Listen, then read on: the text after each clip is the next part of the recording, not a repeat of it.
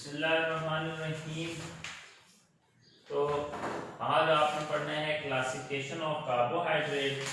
Classification of carbohydrate में आप लोगों को बताया था कि वो कह रहे हैं कि the carbohydrates are classified into the three main groups. कितने ग्रुप्स में करते हैं? थ्री ग्रुप्स में। सबसे पहला जो है वो है मोनोसेक्राइड। क्या है भाई? मोनोसेक्राइड।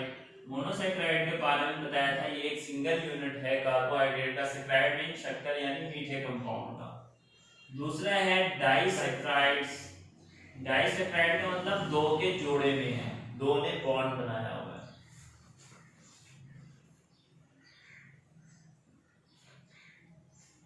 और तीसरा है आपका ओलिगोसेक्राइड। एक स्टूडेंट साहब पूछते हैं उमरे फारूक, वो कह रहे हैं कि सर आप माइक्रोबायोलॉजी क्यों नहीं पढ़ाते? मैं फिजियोलॉजी भी नहीं पढ़ाता, सिर्फ माइक्रोबायोलॉजी नहीं, आपकी एक बुक फिजियोलॉजी भी है। एनाटॉमी खत्म होगी तो फिजियोलॉजी शुरू होगी, बायोकेमिस्ट्री खत्म होगी तो माइक्रोबायोलॉजी शुरू होगी। लिहाजा आप लोग सब सब्र रखें, आपको सब कुछ पढ़ाना है, कुछ छोड़ेंगे नहीं इंशाल्लाह। पर आपने हौसला रखना है और हमारे साथ चलना है। आप ना हमें छोड़ के चले जाना, हम नहीं छोड़ेंगे आपको। ठीक है उमर भाई? और आखिरी है पॉलीसेक्राइड्स। दरहकीकत ओलिगो और पॉलीसेक्राइड एक ही किस्म है। कार्बोहाइड्रेट के तीन ग्रुप्स हैं, मोनोसेक्राइड, डाइसेक्राइड और पॉलीसेक्राइड्स। मोनोसेक्राइड का मतलब ये है सिंगल या वन यूनिट वाला कंपाउंड, जैसे कि C6H12O6।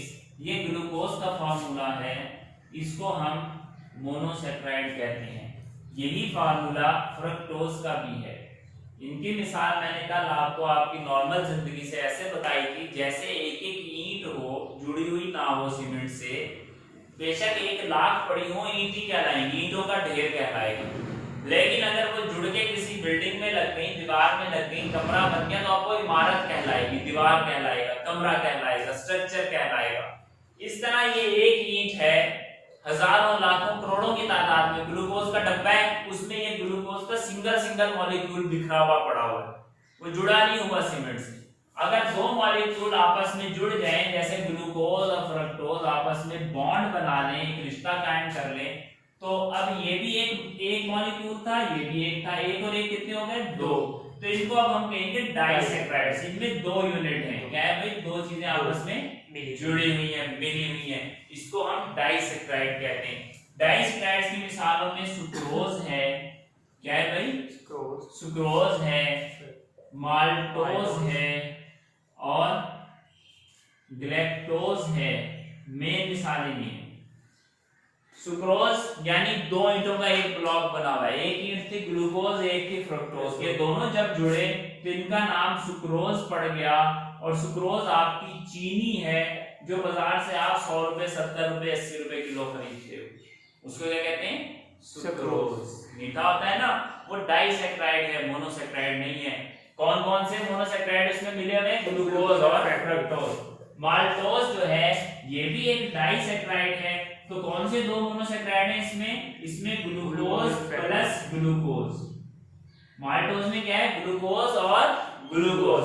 देखो, एक ग्लूकोज का बॉक्स है, डब्बा है, उसके अंदर ग्लूकोज ही ग्लूकोज है। ग्लूकोज के लाखों खरबों मॉलिक्यूल हैं, लेकिन वो ऐसी हैं जैसे एक भट्टे पे अरबों खरबों ईंटें पड़ी हैं। दीवार, बिल्डिंग वो नहीं है, वो ईंटें हैं। लेकिन जब ये जुड़ेंगे, सीमेंट लगेगा, दो के बॉन्ड में जुड़े तो सुक्रोज बनेगा। टाइल और ईंट जोड़ दी तो सुक्रोज बन गया।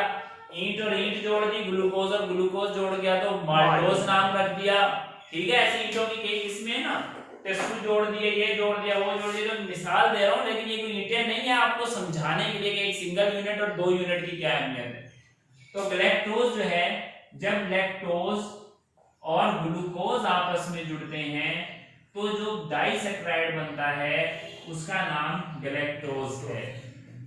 उसका नाम क्या है? ग्लैक्टोज। देखो, एक बात बड़ी मुश्तरक है, जितने भी डाइसेक्राइड हैं हर एक में ग्लूकोज जरूर है। चीनी में, सुक्रोज में भी ग्लूकोज था, गैलेक्टोज में भी ग्लूकोज था, माल्टोज में तो ग्लूकोज ही ग्लूकोज है। समझ आ रही है बात? तो चीनी में ग्लूकोज के साथ फ्रुक्टोज जुड़ गया मोनोसेक्राइड, ग्लैक्टोज में लैक्टोज जुड़ गया मोनोसेक्राइड। क्या जुड़ गया भाई? लैक्टोज। मैंने लैक्टोज लिख दिया। ग्लूकोज के साथ क्या जुड़ गया? लैक्टोज जुड़ गया। और माल्टोज में ग्लूकोज और ग्लूकोज जुड़ गया। ये तो हो गई आपकी घर में इस्तेमाल की चीनी सुक्रोज। माल्टोज फ्रूट की शुगर है, फलों में जो मिठास होती है वो माल्टोज कार्बोहाइड्रेट के होने की वजह से होती है, और जो दूध में मिठास है वो ग्लैक्टोज की वजह से होती है। समझ आ रही है बात? इस तरह जब ये यूनिट 2 से ऊपर 3 से लेकर 10 तक जाएंगे, यानी डाई के बाद ट्राई 3, टेट्रा 4, पेंटा 5, 10 तक जाएंगे तो इनको ओलिगोसैकेराइड कहेंगे। और जब ये 10 से ऊपर लामुतनाही हो जाएंगे, इंफिनिटी 10 से लेकर लामुतनाही, तो इसको पॉलीसैकेराइड कहेंगे। यानी 1 अरब 1 खरब आपने यूनिट्स, बंडल, ब्लॉक्स जोड़ दिए। दरअसल ओलिगोसैकेराइड भी पॉलीसैकेराइड की एक मिसाल है। पॉली कहते हैं मैनी को, यानी 10 तक ये भी एक लंबी चेन होगी, 10 ईंटों का ब्लॉक बना दिया, ठीक है, तो उनका कोई स्ट्रक्चर तो नजर आता है ना कि ये कुछ बनने जा रहे हैं, तो इसलिए इसको पॉलीसैकेराइड कहते हैं। इसलिए इनको 3 ग्रुप्स में रखा जाता है। अब हम इसके बारे में पढ़ लेते हैं। The carbohydrates are classified into 3 groups। Carbohydrate को 3 ग्रुप्स में क्लासिफाई किया जाता है। सबसे पहले है मोनोसैकेराइड्स, जैसे कि मैंने आपको बता दिया, हैविंग 1 शुगर मॉलिक्यूल, इनमें एक शुगर का मॉलिक्यूल होता है, and cannot hydrolyse to smaller unit, और इनको छोटे यूनिट्स में तोड़ा नहीं जा सकता। क्या मतलब हुआ? जैसे ये C6H12 O6 है, ये ग्लूकोज का एक अकेला मॉलिक्यूल है, आप इससे मजीद सिंपल ग्लूकोज नहीं बना सकते। जैसे एक सिंगल ईंट हो, मैं कहूं कि इससे एक और ईंट बना दो, आप कहेंगे सर ईंट तो नहीं बनेगी, रोड़ी बन सकती है, रोड़ा बन सकता है, कचरा बन सकता है। 2 ईंटें जुड़ी पड़ी हो, मैं कहूं भाई इनसे ईंटें निकाल दो, तो आप कहोगे सर 2 ईंटें 2 निकल सकती है, ना 3 निकल सकती, ना 1 निकल सकती। उन्हें तोड़कर 2 ईंटें अलग अलग कर दोगे। ओलिगोसैकेराइड है, 3 से लेकर 10 ईंटें आप निकाल सकते हो। पॉलीसैकेराइड है, जितनों से यूनिट से वो बना होगा उतनों में ब्रेक हो जाएगा। इसको वो कह रहे हैं हाइड्रोलिसिस। क्या कह रहे हैं भाई? हाइड्रोलिसिस। हाइड्रोलाइसिस। हाइड्रोलाइसिस का मतलब ये है, hydro mean water, lysis mean break down. तो लाइसिस का मतलब क्या होता है? Break down. ब्रेक डाउन मतलब टूटना, यानी पानी की मौजूदगी में किसी मॉलिक्यूल के टूटने को हाइड्रोलिसिस कहते हैं। आप 2 ईंटों के ब्लॉक को तोड़ने के लिए छेनी हथौड़ा लाओगे, जिस्म में छेनी हथौड़े नहीं है, वहां पे एंजाइम्स हैं, वाटर है, आप पानी पीते हैं, खाना हजम होता है, तो पानी लिया, खाना आपने खाया, उसमें शुगर थी, उसने आपके इन मॉलिक्यूल्स को तोड़ा, उसके टूटने के नतीजे में हम उसको हाइड्रोलिसिस कहेंगे, पानी की मौजूदगी में ब्रेक डाउन। जैसे ये ग्लूकोज पानी में ब्रेक ही नहीं होगा, क्यों नहीं होगा? एक ईंट से और कौन सी ईंट निकालोगे? 2 ईंटें तो 2 ईंटें दे देंगी अलग अलग, 10 ईंटों का बंडल 10 ईंटें दे देगा, 1000 ईंटों का बंडल से सिंगल 1000 ईंट निकल आएगी, एक ही ईंट से तो कचरा ही बनेगा। तो ये ग्लूकोज नहीं टूटता, ये आपके सेल में जाकर ऑक्सीजन से मिलता है, और ऑक्सीजन की मौजूदगी में कार्बन डाइऑक्साइड बना देता है, वाटर बना देता है, और एनर्जी बना देता है। ये फिर हजम होता है, यानी आपने जो कुछ भी खाया वो सिंगल यूनिट में जाके जिस्म में तब्दील होगा। कैसे? जो सिंगल था, मोनोसैकेराइड था, वो तो डायरेक्ट हजम हो जाएगा, जो डाई था वो पहले मोनो में टूटेगा 2 यूनिट्स में, वो फिर अकेला इकलौता मोनो अलग अलग सेल के अंदर जाके ब्रेक होगा, ऑक्सीडाइज होगा ऑक्सीजन की मौजूदगी में। यहाँ पर हाइड्रोलिसिस पानी की मौजूदगी में, पानी की मौजूदगी में 2 मॉलिक्यूल आपस में जुड़े हुए 10, 20, 50 टूट रहे हैं, और सिंगल मॉलिक्यूल सेल के अंदर ऑक्सीजन की मौजूदगी में टूट रहा है। इसी तरह ये ब्रेक होंगे, चीनी आपने खाई, ये आपके जिस्म में पहले पानी से ब्रेक हुई, पानी से ब्रेक होके ग्लूकोज और फ्रक्टोज में बदली, ग्लूकोज और फ्रक्टोज खून में जज़ब होके सेल के अंदर चला गया, फिर इस रिएक्शन में शामिल होकर एनर्जी देके आपके जिस्म से निकल गया, कार्बन डाइऑक्साइड बाहर, वाटर बाहर। ठीक है,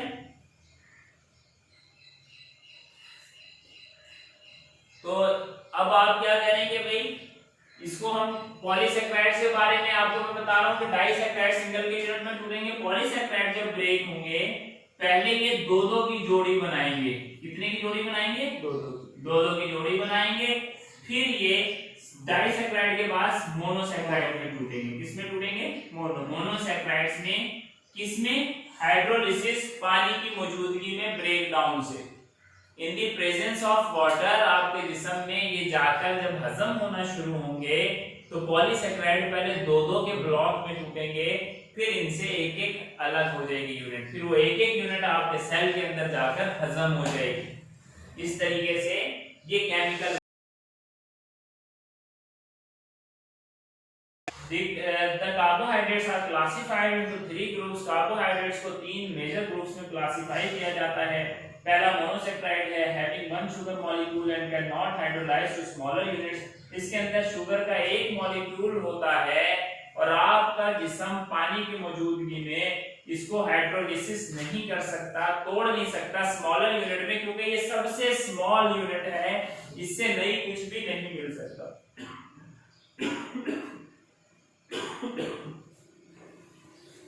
डाइसैक्राइड जो है having 2 sugar molecule and give 2 monosaccharide on hydrolysis।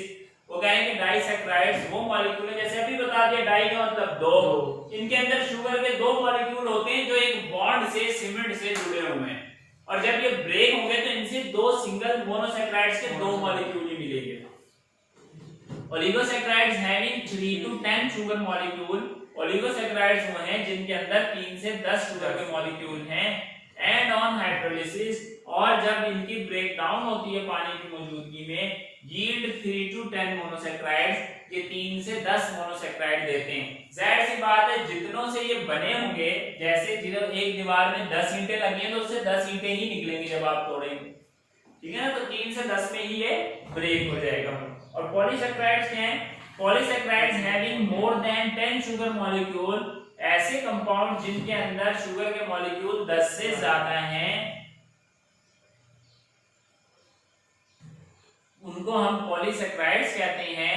और ये हाइड्रोलिसिस पर ब्रेक डाउन के नतीजे में पहले दो दो के कंपाउंड में टूटेंगे, डाइसैक्राइड बनेंगे, और फिर ये डाई सिंगल में ब्रेक होगा। And give disaccharide on hydrolysis, और ये हाइड्रोलिसिस पर डाइसैक्राइड देते हैं। एंड ऑन फर्दर हाइड्रोलिसिस, और अगर इनको मजीद तोड़ा जाए, द मोनोसैक्राइड्स आर मेड, तो हमारे जिस्म में मोनोसैक्राइड्स बन जाते हैं जब जिस्म पानी की मौजूदगी में इनको ब्रेक करता है। आगे मोनोसैक्राइड की डिटेल है। Mono mean 1, saccharides mean sugar. पहले भी मैं आपको कई बार बता चुका हूं, हमारे एक उर्दू का शक्कर का लफ्ज इस सैक्राइड से निकला है, यानी शक्कर मीठी चीज को कहते हैं। पहले जमाने में शक्कर होती थी, चीनी नहीं बनी होती थी हिंदुस्तान में, ठीक है, शुगर मिले नहीं थी। तो मोनोसैक्राइड मीन शुगर का एक मॉलिक्यूल। शुगर का मतलब इधर चीनी नहीं है आपके घर वाली, शुगर का मतलब इंग्लिश में शुगर को मीठी चीज को कहते हैं। अब इनकी खसूसियात लिखी हुई हैं। They are sweet in taste, ये जायके में मीठे होते हैं। It cannot further hydrolyse, इनको मजीद हाइड्रोलाइज नहीं किया जा सकता। क्यों नहीं किया जा सकता? जैसे मैंने आपको बताया, मैं आपको एक ईंट दूं और कहूं इसको तोड़ के मुझे 2 ईंटें बना दो, आप कहोगे सर इसका रोड़ा तो बन सकता है, टोटे तो हो सकते हैं, रोड़ी तो बन सकती है, ईंट नहीं मिल सकती। 2 ईंट होती तो मैं जोड़ी हुई को अलग कर सकता था। ये सिंगल यूनिट से आप मजीद सिंगल यूनिट नहीं बना सकते। Cannot be further hydrolysed. Generally they are water soluble, आम तौर पर ये पानी में हल पजीर हैं। 2 types of functional group are present in it, इनके अंदर 2 किस्म के फंक्शनल ग्रुप्स मौजूद होते हैं। कितने किस्म के फंक्शनल ग्रुप मौजूद होते हैं? 2 किस्म के। ये वही फंक्शनल ग्रुप हैं जो आपने कार्बोहाइड्रेट के चैप्टर के स्टार्ट में पढ़ा था कि कार्बोहाइड्रेट्स के अंदर अल्डोज शुगर होती हैं और कीटोज, अल्डोज ग्रुप होता है और कीटोज ग्रुप। तो यही उन्होंने लिखा हुआ है, कीटोज ग्रुप और अल्डोज ग्रुप, ये आपने सब पढ़ा हुआ है, अपना पीछे का रिवाइज करेंगे तो समझ आ जाएगा। नेक्स्ट क्या है भाई? Classification of monosaccharides. और मोनोसैक्राइड्स को कितने ग्रुप में क्लासिफाई किया जाता है? जो अल्डिहाइड ग्रुप से बनी होंगी उनको अल्डोज शुगर कहेंगे, जो कीटोनिक ग्रुप से बने होंगे उनको कीटोज शुगर। तो मोनोसैक्राइड जो हैं वो कितने ग्रुप में क्लासिफाई हो रही है? Aldose sugar and ketose sugar. Ketose sugar का मतलब कीटो ग्रुप। और याद रखिएगा कार्बोहाइड्रेट के एंड पर ओज आता है, जैसे घर की चीनी को सुक्रोज, OSC, ओज, glucose, OSCOs, fructose, galactose, maltose, mannose, सब पे ओज आ रहा है, ओज, OSCOs।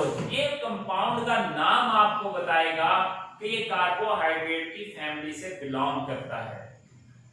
मोनोसैकेराइड्स दो किस्म के on the basis of functional group की बुनियाद पर, एक का नाम अल्डोज है, एक का नाम कीटोज है। अल्डोज फंक्शनल ग्रुप रखने वाले कार्बोहाइड्रेट की मिसाल ग्लूकोज है और कीटोज फंक्शनल ग्रुप रखने वाले कार्बोहाइड्रेट की मिसाल फ्रक्टोज है। और इस फ्रक्टोज और ग्लूकोज से बना सुक्रोज, सुक्रोज के अंदर दोनों ग्रुप हो गए, अल्डोज भी और कीटोज भी। अल्डिहाइडिक ग्रुप भी हो गया और कीटोनिक ग्रुप भी हो गया, क्योंकि अल्डिहाइडिक ग्रुप ग्लूकोज में है, कीटोनिक ग्रुप फ्रक्टोज में है, और ये दोनों ब्लॉक्स मिलकर एक चीनी का मॉलिक्यूल बनाया, डाइसैकेराइड बनाया। सबसे पहले अल्डोज शुगर की मिसाल, सबसे पहले बता रहा है कि अल्डोज शुगर में ग्लूकोज का फार्मूला C6H12O6 है। It is also called grape sugar, इसको अंगूर की मिठास भी कहते हैं। शुगर का मतलब चीनी नहीं, अंगूर की मिठास, अंगूर में खालिस्तन ग्लूकोज पाया जाता है। It is widely distributed in nature, ये कुदरत में वसी पैमाने पर पाया जाता है, बहुत ज्यादा ग्लूकोज है क्योंकि हर फल के अंदर ये होता है। It combines with other sugar, ये दूसरी शुगर के साथ कंबाइन करता है एंड फॉर्म इंपॉर्टेंट डाइसैकेराइड, और कुछ अहम डाइसैकेराइड बनाता है। यानी ग्लूकोज किसी और मोनोसैकेराइड से मिलकर कुछ अहम डाइसैकेराइड बनाता है, जैसे ग्लूकोज फ्रक्टोज से मिलकर सुक्रोज, चीनी बनाई जो घरों में मिलती है। ठीक है, तो सच है सुक्रोज, उन्होंने मिसाल दे दी सुक्रोज की। माल्टोज, माल्टोज में मैंने आपको ऊपर लिखकर बता दिया, ग्लूकोज ग्लूकोज से जुड़ा हुआ है, और लैक्टोज में ग्लूकोज गैलेक्टोज से जुड़ा हुआ है। लैक्टोज जो है वो मिल्क शुगर है। It is commercially obtained from starch, अगर आप इसे सनती पैमाने पर हासिल करना चाहते हैं, कमर्शियली का मतलब सनती पैमाने पर, तो ये किससे हासिल होता है? स्टार्च से। स्टार्च किसके अंदर होता है? स्टार्च एक पॉलीसैकेराइड है। स्टार्च क्या है भाई? पॉलीसैकेराइड है। ये स्टार्च खालिस्तन ग्लूकोज की चेन से बना है, यानी एक ग्लूकोज का मॉलिक्यूल दूसरे से जुड़ा, दूसरे को तीसरे से जुड़ा, तीसरा चौथे से जुड़ा, चौथा पांचवें से जुड़ा, पांचवा छठे से जुड़ा, और एक लंबी चेन बन गई। इस लंबी चेन को हम क्या कह रहे हैं भाई? स्टार्च का मॉलिक्यूल। ये पॉलीसैकेराइड स्टार्च है जिसमें सिर्फ ग्लूकोज है। अगर किसी लंबी चेन में ग्लूकोज, फ्रक्टोज, माल्टोज वगैरह जुड़े होते तो वो उन्हीं में ब्रेक होता। तो स्टार्च जो है आलू से हासिल होता है, चावल से हासिल होता है, सही है, दालों में नहीं होता, प्याज में होता है। तो ये स्टार्च से, स्टार्च पहले निकालते हैं आलू से, चावल से, फिर इंडस्ट्री में इस स्टार्च के मॉलिक्यूल को तोड़ा जाता है और ग्लूकोज का पाउडर तैयार किया जाता है, सिंगल यूनिट में उसको ब्रेक किया जाता है। It is the main sugar of human body, ये इंसान के जिस्म की बुनियादी शुगर का मॉलिक्यूल है। Normal blood glucose level of human in fasting 80 to 100 milligram per decilitre and in random is 100 to 120 milligram per decilitre. वो बता रहे हैं कि खून के अंदर जो मिठास है वो भी ग्लूकोज है, इसलिए हम कहते हैं कि आपके ब्लड की शुगर बढ़ गई, ग्लूकोज का लेवल बढ़ गया। और इन्होंने लिखा हुआ है कि जो फास्टिंग में इंसान के जिस्म की शुगर होनी चाहिए वो 80 to 100 मिलीग्राम होनी चाहिए। यानी हम जब टेस्ट करें 12 घंटे की फास्टिंग पर, 12 घंटे से आपने कुछ खाया पिया ना हो, फिर मशीन में आप शुगर को चेक करवाएं जाकर, रात को आपने खाना खाया, पानी की छूट है, पानी पी सकते हैं, दूध, बिस्किट, रोटी और कुछ नहीं खाना, तो आपकी इतनी शुगर रह जानी चाहिए। और रैंडम कहते हैं खाना खाने के 2 घंटे बाद, जब आपने खाना खा लिया उसके 2 घंटे बाद चेक कराएंगे तो वो 100 से 120 का लिखा हुआ है, लेकिन ऑफिशियल 160 है। ठीक है, इतनी होनी चाहिए तो आपकी शुगर नॉर्मल है। Glucose is also called dextrose, वो कह रहे हैं कि ग्लूकोज को डेक्सट्रोज भी कहते हैं, इसलिए आपके पास जो ड्रिप आती है बाजारों में उस पर लिखा होता है 5% डेक्सट्रोज, यानी ये सिर्फ ग्लूकोज और पानी का सॉल्यूशन है। लिखा होता है डेक्सट्रोज की ड्रिप 5%, 10%, 20%। अच्छा जी, इसमें दूसरी मिसालें जो कि एल्डिहाइड ग्रुप रखने वाले मोनोसैकेराइड्स की हैं, राइबोज हैं, इरिथ्रोज हैं, ग्लूकोहेप्टोज हैं। ग्लूकोहेप्टोज, इरिथ्रोज, राइबोज हमारे लिए इंपॉर्टेंट नहीं है, इसलिए इनकी डिटेल भी नहीं है। कीटोज फंक्शनल ग्रुप रखने वाली जो मोनोसैकेराइड्स हैं उनकी मिसालों में आपके पास फ्रक्टोज है, जैसे कि मैंने पहले बताया ग्लूकोज और फ्रक्टोज आपस में मिलकर डाइसैकेराइड बनाते हैं। ग्लूकोज अल्डिहाइड ग्रुप रखने वाला कंपाउंड है, फ्रक्टोज कीटोनिक ग्रुप रखने वाला कंपाउंड है। दोनों का फार्मूला एक है C6H12O6। तो most common source of fructose is sucrose. वो कह रहे हैं कि फ्रुक्टोज का मोस्ट कॉमन सोर्स सबसे आम जरिया जो है वो क्या है भाई? सुक्रोज। सुक्रोज किसे कहते हैं? आपकी चीनी को, जो घरों में मिलती है, जो घरों में चीनी मौजूद है वो सुक्रोज है। तो सुक्रोज है इसका मेन जरिया। It is sweetest of all sugar, ये तमाम मीठों में सबसे मीठा है। प्योर हनी, खालिश शहद कंटेन फ्रक्टोज, उसमें भी फ्रक्टोज पाया जाता है। It is present in appreciable amount in seminal fluid, ये इट इज प्रेजेंट, ये मौजूद होता है इन एप्रिशिएबल अमाउंट, काबिले कदर मिकदार में, in seminal fluid, seminal fluid में। सेमिनल फ्लूइड वो फ्लूइड है जो कि हमारे सीमेन का लिक्विड है। सीमेन कहते हैं स्पर्म्स को, किसको कहते हैं? मेल के स्पर्म्स, मेल के जरासीम, जरसूमे जिनसी जरासीम को सीमेंस कहते हैं। ये हमारे स्पर्म्स एक लिक्विड में डिसॉल्व होते हैं, पानी में डिसॉल्व हैं और उस लिक्विड के अंदर फ्रुक्टोज पाया जाता है। अगर फ्रुक्टोज की कमी हो आपके जिस्म में तो आपके स्पर्म्स वीक हो जाते हैं, स्पर्म्स काउंट कम हो जाती है, आपको औलाद पैदा करने में डिफिकल्टी होती है, मर्द में बांझपन आ जाता है। ठीक है, तो फ्रक्टोज के बारे में बता रहे हैं कि it is present in appreciable amount in human seminal fluid, ये सेमिनल फ्लूइड में बहुत ज्यादा मिकदार में पाया जाता है। शहद के अंदर भी बहुत ज्यादा मिकदार में होता है। और क्या होता है भाई जनाबे वाला? Act as a source of energy for spermatozoa, और स्पर्मेटोजोआ नए स्पर्म्स बनने में, यानी आपके नए जिनसी जरसूमे बनने के लिए जो एनर्जी चाहिए वो ये फ्रक्टोज फराहम करता है। आपके जो जरसूमे हैं वो जिंदा सेल हैं, आपके जो स्पर्म हैं मेल के वो जिंदा सेल हैं। तो ये मेल के स्पर्म्स में बहुत ज्यादा मिकदार में पाया जाता है। इसकी और मिसालें कीटोज शुगर के इरिथ्रोलोज हैं, राइबोलोज हैं और सीडोहेप्टोज हैं। इरिथ्रोज से इरिथ्रोलोज बन गया, ग्लूकोहेप्टोज से सीडोहेप्टोज बन गया, हेप्टुलोज बन गया और राइबोज से राइब्यूलोज बन गया। ठीक है, समझ आ रही है बात? तो ये आपके कीटोनिक ग्रुप वाले। नेक्स्ट है आपका डाइसैकेराइड्स। क्या है भाई? डाइसैकेराइड्स। डाइसैकेराइड्स कहते हैं वो शुगर के मॉलिक्यूल जिनमें ग्लूकोज की 2 यूनिट्स होते हैं। कितने यूनिट्स होते हैं? 2। डाई का मतलब 2।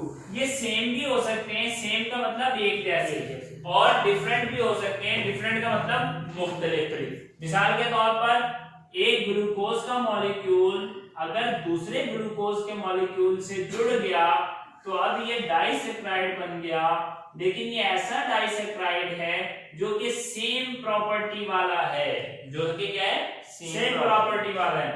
तो इसको हम क्या कहेंगे? जब ग्लूकोज ग्लूकोज से जुड़ता है तो ये माल्टोज बनता है। क्या बनता है? माल्टोज। अगर ग्लूकोज डिफरेंट मॉलिक्यूल से जुड़ेगा, डिफरेंट मॉलिक्यूल से जुड़ेगा, जैसे कि फ्रक्टोज से जुड़ गया जो कि शहद में होता है, चीनी, अब ये बन गया डाइसैकेराइड और अब इसका नाम होगा सुक्रोज, जो कि आपकी चीनी है, चीनी का मॉलिक्यूल बन गया। ये सेम था, ये डिफरेंट यूनिट्स हैं। इसके यूनिट्स क्या है?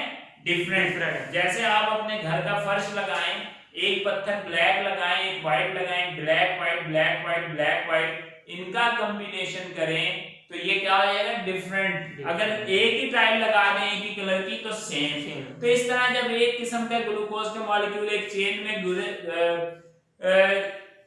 जुड़े होंगे तो इनको हम क्या कहेंगे? सेम डाइसैकेराइड या डिफरेंट डाइसैकेराइड। तो डाइसैकेराइड्स क्योंकि उससे बनते हैं, 2 यूनिट से बनते हैं, लिहाजा जब ये हमारे जिस्म में ब्रेक होंगे तो भी ये 2 यूनिट से बनाएंगे। डेफिनेशन क्या है? Disaccharides having 2 sugar molecule, disaccharides के अंदर शुगर के 2 मॉलिक्यूल होते हैं। गिव 2 मोनोसैकेराइड्स ऑन हाइड्रोलिसिस, ये हाइड्रोलिसिस पर 2 मोनोसैकेराइड्स बनाते हैं। डाइसैकेराइड्स अक्कर नेचुरली, ये कुदरत में कुदरती तौर पर पाए जाते हैं। They are less sweet than monosaccharides, ये मोनोसैकेराइड्स की निस्बत कम मीठे होते हैं। क्यों कम मीठे होते हैं? आपने पीछे पढ़ा था, ये इसलिए कम मीठे होते हैं कि जो इनकी स्ट्रक्चर की कॉम्प्लेक्सिटी बढ़ती जाती है, सैकराइड्स मीठे इनकी मिठास कम होती जाती है। डाइसैकराइड्स में 2 यूनिट आ गए, मॉलिक्यूलर वेट सिंगल से ज्यादा है, लिहाजा मिठास कम है। जितने ज्यादा इसमें यूनिट जुड़ते जाएंगे मिठास बिल्कुल खत्म हो जाती है। आलू चावल बिल्कुल फीका हो जाता है। स्टार्च पॉलीसैकराइड है, उसमें कई मॉलिक्यूल है, ठीक है। तो they are less sweet than monosaccharide, ये मोनोसैकराइड्स की निस्बत कम स्वीट्स हैं। The two monosaccharide unit with glycosidic linkage, इसमें 2 मोनोसैकराइड यूनिट्स होती हैं, यानी कि 2 मोनोसैकराइड आपस में जुड़े होते हैं। जैसे कि मैंने मिसाल दे दी, ग्लूकोज से जुड़ा है। जिस बॉन्ड से ये जुड़ा होगा, जैसे 2 ईंटें सीमेंट से जुड़ती हैं, इस बॉन्ड को ग्लाइकोसाइडिक बॉन्ड कहते हैं। क्या कहते हैं भाई? ग्लाइकोसाइडिक बॉन्ड या ग्लाइकोसाइडिक लिंकेज। लिंकेज मतलब दोनों के दरमियान राब्ता करने वाला एक राब्ता, एक मुहिम, एक रिश्ता बन जाता है, जिसको ग्लाइकोसाइडिक बॉन्ड कहते हैं। Disaccharides are white crystalline solids, ये व्हाइट कलर के क्रिस्टलाइन सॉलिड्स होते हैं। They are soluble in water, ये पानी में हल पजीर हैं।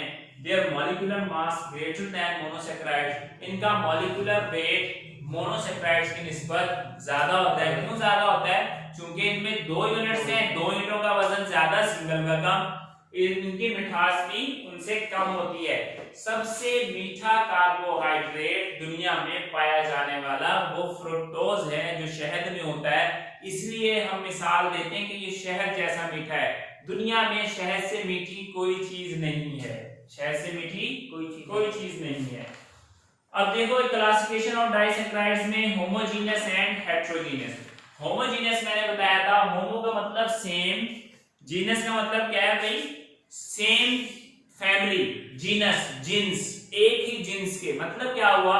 अगर एक डाइसैकराइड में ग्लूकोज और ग्लूकोज ही मिला हुआ है तो वो होमोजेनियस है। क्या है भाई? होमोजेनियस। और अगर अलग अलग मिला हुआ है तो उसको हम कहेंगे हेटेरोजेनियस। होमोजेनियस कहते हैं सेम को, हेटेरो कहते हैं मुख्तलिफ को, जीनस कहते हैं नस्ल को। जैसे मैंने बताया फ्रेश आप जोड़ें, एक ही रंग की टाइल लगा दें तो होमोजेनियस फ्रेश कहलाएगा। व्हाइट और सफेद का मिक्सचर लगा दें तो हेटेरोजेनियस। समझ आ रही है? तो होमोजेनियस कौन से? इफ ऑल शुगर मॉलिक्यूल, अगर सारे के सारे शुगर के molecules in disaccharide are same, disaccharide compound में सारे के सारे, यानी सारे के सारे क्या, इसमें तो सिर्फ 2 ही शुगर के मॉलिक्यूल है, वो दोनों अगर सेम हैं, it is called homogeneous compound. ये क्या कहलाता है? होमोजेनियस डाइसैकराइड कहलाता है। और होमोजेनियस डाइसैकराइड क्या है? जैसे कि आपका माल्टोज, क्या है भाई? माल्टोज, जो कि ग्लूकोज और ग्लूकोज से बना है। नेक्स्ट है heterogeneous compound. If all sugar molecule, अगर सारे के सारे sugar molecule are different, disaccharide के स्ट्रक्चर में सारे के सारे शुगर मॉलिक्यूल मुख्तलिफ हैं, it is called heterogeneous compound. तो इसको हम हेटेरोजेनियस कंपाउंड कहते हैं। जैसे कि आपका सुक्रोज जो है वो हेटेरोजेनियस कंपाउंड है। वो क्या है भाई? हेटेरोजेनियस कंपाउंड है, यानी उसमें सुक्रोज में एक ग्लूकोज है और दूसरा मॉलिक्यूल क्या है भाई? फ्रक्टोज। अब तक तो ये याद हो जाना चाहिए। एग्जांपल ऑफ डाइसैकराइड में देखें आप डिटेल से तो आपको समझ आ जाएगा। नीचे पढ़े, सुक्रोज लिखा हुआ है, glucose plus fructose. It is also called saccharine, इसको हम शक्करीन भी कहते हैं। It is a common table sugar, ये टेबल शुगर है। लैक्टोज लिखा हुआ है, glucose plus galactose. It is also called milk sugar, इसको हम मिल्क शुगर कहते हैं। माल्टोज लिखा हुआ है, it is composed of 2 monosaccharides, glucose plus glucose, इसमें ग्लूकोज और ग्लूकोज होता है। It is also called fruit sugar, इसको फ्रूट शुगर भी कहते हैं। ठीक है, तो यहाँ तक आज के लिए इतना ही। जो स्टूडेंट्स लेक्चर के दरमियान में कहते हैं कि सर बस अब रहने दें, अब ये अब वो है, आप याद रखिए कि आप चूंकि पढ़ते नहीं हैं, हम यहाँ पर पढ़ाने के लिए एक लफ्ज नहीं आते। जिस बच्चे ने फर्स्ट ईयर में रहे वो नहीं पढ़े, 1 साल, अगले साल नहीं पढ़े, फिर नहीं पढ़े, तो तुम जिंदगी भर नहीं पढ़ोगे। आप लोग ये लेक्चर सारे YouTube पर मौजूद हैं। जिसने पुराने लेक्चर नहीं लिए, मैं उनको नहीं समझा सकता मोनोसैकराइड क्या है। अगर मैं फिर मोनो पढ़ाऊंगा, अल्डिहाइड ग्रुप पढ़ाऊंगा, कीटो ग्रुप पढ़ाऊंगा, तो भाई फिर मैं इन्हीं कामों में रह जाऊंगा। आप जब पुराने लेक्चर नहीं लेंगे तो मैं कैसे आपको कहूं, कैसे समझा दूं मैं आपको। जो बच्चा शुरू से पढ़ेगा उसे समझ आएगी। आप उनको